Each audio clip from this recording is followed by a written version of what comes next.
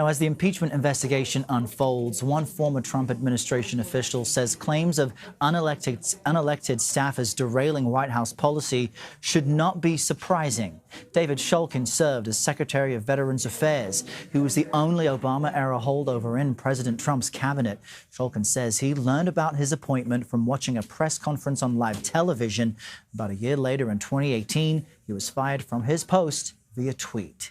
Shulkin says that transition into the Trump administration was anything but easy, and he argues in his new book that, quote, it shouldn't be this hard to serve your country. Secretary David Shulkin joins me now. Mr. Secretary, thank you for your time today and for coming on into the CBS News Broadcast Center. I want to begin with what you witnessed inside the Trump administration as it relates to the Ukraine incident, which triggered Thursday's impeachment vote. What strikes you most as this investigation unfolds? Well, I think that the situation that I witnessed and that I've written about in my book is actually very similar, where we see that there's outside interference by people getting involved in decisions that, frankly, we have people whose jobs it is to be able to make the policies that they are and to deal with, in this case, foreign countries. And so I think it's important that we have government working the way that it should. And I think it's important that people who see things that shouldn't happen are able to speak up and talk about it. The former U.S. ambassador to Ukraine did testify earlier this month that the president's personal attorney, Rudy Giuliani, has really gone around and bypassed normal procedures at the State Department, pursuing his own agenda. Any similarities from what's being said on that angle with Rudy Giuliani to what you experienced? Well, I think that we are seeing a pattern of repeat behavior where it is increasingly hard for people who are doing the job that they should be doing in government to focus on that job. That when you have people who are outside the traditional decision-making roles being involved in decision-making, it's definitely a complication and it makes it hard to focus on the work at hand. I mean, you call it a complication. This is the president's personal attorney. He appears on television defending the president and has been traveling to other countries pursuing what he says is the U.S. foreign policy agenda. So how is that different or unusual than what you experienced in government previously? Well, I was trying to focus on the issues that were important to veterans and advocating as the secretary for those policies. And yet there were people who had different ideas about what those policies should be, who were advising the president. And clearly it's up to the president to make the decision based on the information that he believes is the right thing to do. But it is complicated when you have a number of different groups making policy at the same time. And I guess what I wonder is, what is the functional purpose of that? You say in your book, quote, it seemed to me that the White House staff followed their own intensely partisan instincts, no matter who instructed them to do otherwise. And this was all deeply discouraging. When people in the White House and in politically appointed offices like yours follow political views, isn't that Washington as usual? Well, what it is so jarring about your experience? Well, I think that most people believe that the policies and the decisions on veterans issues should be coming from the secretary.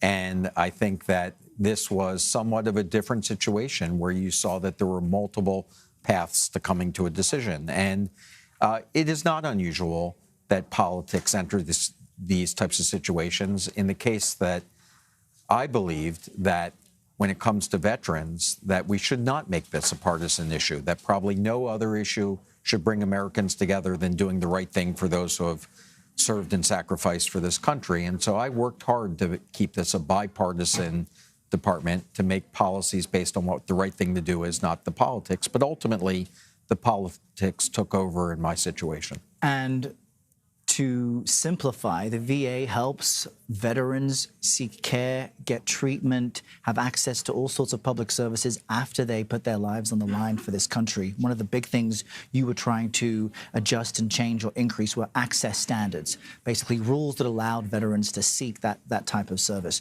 What got in the way of that, and why? Well, I think that ultimately this was a difference in opinion that I had with certain political members of the administration about whether the VA should be privatized or not. And my belief is that we had to work closer with the private sector to meet veterans' needs, but ultimately a strong, sustainable Department of Veteran Affairs is in this country's best interest and certainly in the veterans' best interest. And I stood up for that principle.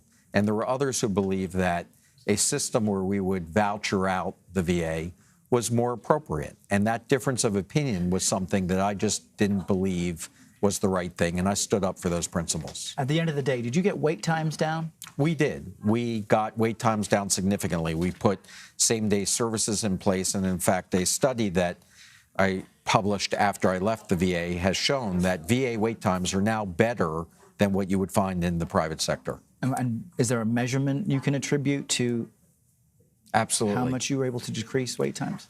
Yeah, we were able to bring wait down significantly in different parts of the country, but across the country, we were able to make sure that veterans who had urgent medical needs were seen on the same day that they needed to be seen. I want to have you listen to what former U.S. Ambassador to the UN, Nikki Haley, said about her experience in the Trump administration, specifically about staffers undermining the president. Let's listen. For those who don't like the president, they are free to protest him, and many do. But if you serve in the administration, you are not free to push your personal agenda. What's at stake is not President Trump's policies. What's at stake is the Constitution. That could apply to whistleblowers. It could apply to a slew of people. What do you make of that position? Well, I certainly appreciate and respect what Nikki Haley has talked about, and but I do believe that while our job is as public servants to uphold the Constitution and to do what's right for the country, that we do not give a blind political loyalty to any administration, that you have to stand up for what you believe in and you have to have principles for what you believe in. And that's something that I think all public servants need to do. And that's why you see some people beginning to speak out when they think that they see things that are happening that shouldn't be happening. We began this interview by saying you effectively were hired by press conference, then fired by tweet. I want to talk about how you found out that it was your last day. You spoke with the president's chief of staff at the time, John Kelly, who assured you on the phone, everything's fine, I've checked with the president, your job is safe. Yes. What happened after that? And what do you make of the unusual sequence of events that you write about in your book? Well, I think we've all now gotten used to the fact that this is a president who does things differently and often makes quick decisions. And I'm not privy to exactly what made the president change his mind. But a couple hours after I spoke to him directly, I received a tweet. And later...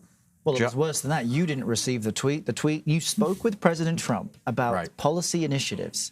He said, everything's great, everything's fine. 5 hours later, you see a tweet he sends out to the world. Yes, that's correct. And later, the only interaction I had with the White House was that John Kelly sent me a note of apology saying that he was sorry he wasn't aware that that was going to happen and he didn't believe that should have happened. And I appreciated that. But what happens in the White House and how the president makes his decisions is something that I'm just not privy to, and I certainly knew that I served at the pleasure of the president. The turnover in this administration has been unprecedented.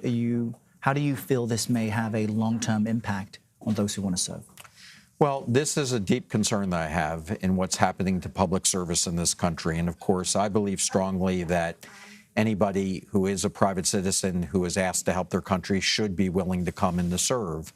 And I am concerned whether people will continue to want to do that if they're subjected to personal attacks and if they're subjected to an environment where they can essentially, be put in a position that is extremely uncomfortable. And the reason I've told my story is to make sure that we have a chance to do better. I believe Americans are better than this, and we need an environment in Washington that will allow people to be able to want to be successful in public service. The book is It Shouldn't Be This Hard to Serve Your Country. Secretary Shulkin, thank you for your service and your time today. Thank you.